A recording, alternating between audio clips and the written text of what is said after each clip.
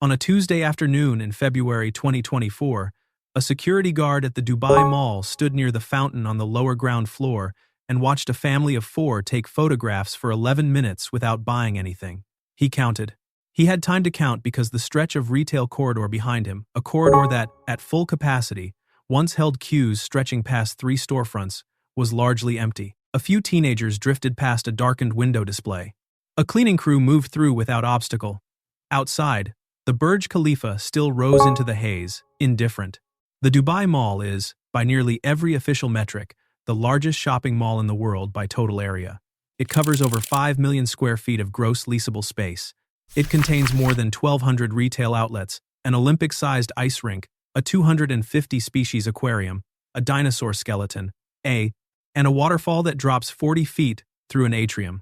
When it opened in November 2008, the same month, incidentally, that Lehman Brothers collapse was still reverberating through global markets, it was declared a triumph of ambition over circumstance. Emaar Properties, the developer behind it, called it not a mall, but a destination, a city within a city. A place people would travel to from across the world not merely to shop but to exist inside the idea of Dubai. For years, that framing held. By 2012, the Dubai Mall was drawing over 65 million visitors annually, a figure that surpassed the foot traffic of some of the world's most visited tourist sites. By 2019, that number had climbed above 80 million. Retail analysts pointed to it as the singular exception to the global narrative about malls dying, the counter-argument to every story about shuttered anchor stores and hollowed-out American shopping centers. Dubai was different, the argument went. Dubai had tourists. Dubai had money. Dubai had the will to build things that defied the logic of ordinary markets. Then the numbers started telling a different story. The problem is not catastrophic in the way a sudden collapse would be. It is subtler and, in some ways, more instructive. Foot traffic through the Dubai Mall has become increasingly decoupled from actual retail revenue. Visitors come, many still come, but they come for the aquarium, for the fountain show that runs every evening to choreographed music, for the spectacle of the place itself. They take photographs near the dinosaur, they eat. And then, in growing proportions, they leave without purchasing anything from the retail tenants who pay some of the highest rents per square foot in the world. A 2023 analysis by the property research firm ValueStrat noted that while Dubai's overall retail market remained nominally strong, average transaction values had softened, and vacancy rates in several of the city's megamalls had begun a quiet but measurable climb. The Dubai Mall itself, according to multiple retail industry sources cited in a Gulf Business report from late 2023, had seen a notable increase in what the industry calls dark stores units whose leases had not been renewed, sitting behind hoarded or frosted glass, waiting. Part of the explanation is structural and global. E-commerce has reshaped consumer behavior in the Gulf just as it has everywhere else. According to a report by Bain & Company, published in 2022, the Middle East and North Africa region saw e-commerce penetration accelerate faster during and after the pandemic years than almost any comparable market. Noon, the Amazon-backed regional platform, and international operators like Shein and ASOS had, by 2023, captured a substantial share of the discretionary spending that once flowed through mall corridors. The tourists still came to Dubai. But the residents, the actual population of the city who might once have driven to the mall on a weekday to buy a jacket or a pair of shoes, were increasingly doing that from their phones. The demographic reality of Dubai compounds this. The city's population is roughly 90% expatriate, drawn largely from South Asia, Southeast Asia, and the Arab world. The majority of these residents are not the high-net-worth consumers the Dubai Mall's luxury retail floor was designed to serve.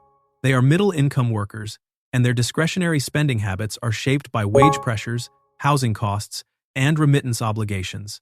The mall's internal geography reflects this tension visibly. The ground floor, with its Louis Vuitton and Cartier and Dior boutiques, maintains a certain polished footfall. The upper levels, where mid-market fashion brands and electronics retailers cluster, tell a different story on a Tuesday afternoon. Then there is the competition problem, which Emaar itself inadvertently helped create. Dubai now has over 70 operational shopping malls, a density that would be extraordinary for a city of 3 million people. Mall of the Emirates, with its indoor ski slope, sits less than 20 minutes away by metro. The newly expanded Mirdif city center draws residents from the eastern suburbs. Nakheel Mall on the Palm Jumeirah opened in 2021, targeting the island's growing residential population. Each of these siphons traffic from a market that was never infinite, drawing from a city where the roads are frequently gridlocked and where the decision to drive to the Dubai Mall carries a real cost in time and fuel. There is a counter-argument, and it deserves serious consideration. Emaar Properties is not a naive actor. The company's chairman, Mohammed Alabar, has spoken at length about the transformation of retail into experiential commerce, a model in which the revenue from a shopping center derives less from traditional tenancy and more from food and beverage, entertainment, and events. The Dubai Mall earns significant income from its aquarium, from its ice rink, from its VR park, from the premium viewing platform at the Burj Khalifa base, and from the Fountain Plaza, which anchors what has become one of the city's most photographed public spaces. In this reading, the mall's evolution is not decline, but adaptation. A Bloomberg report from 2023 noted that Emar's retail division continued to post revenues that, on paper, showed resilience, supported in part by rental income from food courts, which had seen occupancy hold steadier than fashion retail. But this reframing carries its own complications. When a shopping mall's financial health becomes primarily dependent on restaurants and tourist attractions, it has ceased, in any meaningful sense, to be a shopping mall. It has become an entertainment complex that happens to contain stores. The retailers who anchor that model, the fashion brands, the electronics chains, the department stores, are paying rent to be part of something that no longer reliably delivers them customers in a buying mindset. And retailers respond rationally to that reality. When their leases expire, some choose not to renew. The dark stores accumulate quietly.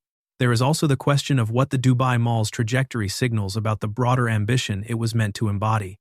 The mall opened in 2008 as a statement about Dubai's place in the world, as evidence that the city could build something so spectacular it would defy commercial gravity. For over a decade, it largely did.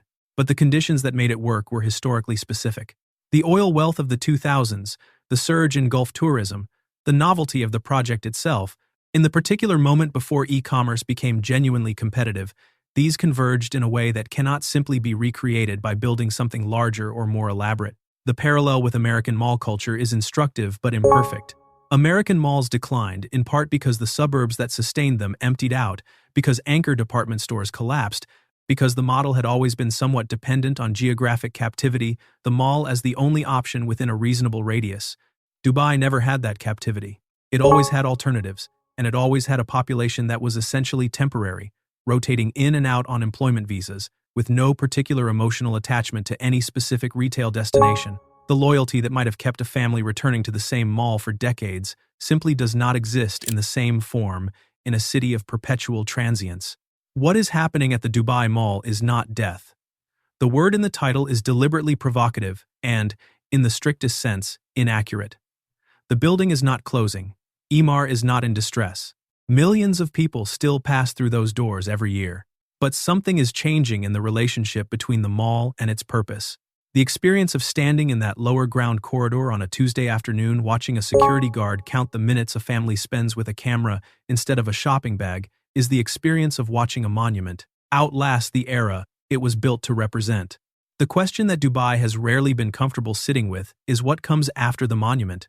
Cities usually answer that question slowly, over generations, through the accumulation of ordinary life and ordinary commerce that eventually gives a place texture beyond its landmarks. Dubai is trying to answer it in real time, under financial pressure, with a governing philosophy that prefers bold gestures to quiet evolution. The Dubai Mall may well reinvent itself again.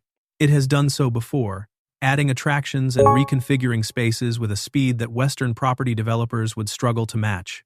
But the reinvention will not restore what has quietly faded, the sense that this particular building, in this particular form, was the future of how people would shop, gather, and spend. That idea peaked somewhere around 2015, and it has been declining in confidence ever since, even as the fountains keep running and the Burj Khalifa keeps rising and the photographs keep getting taken.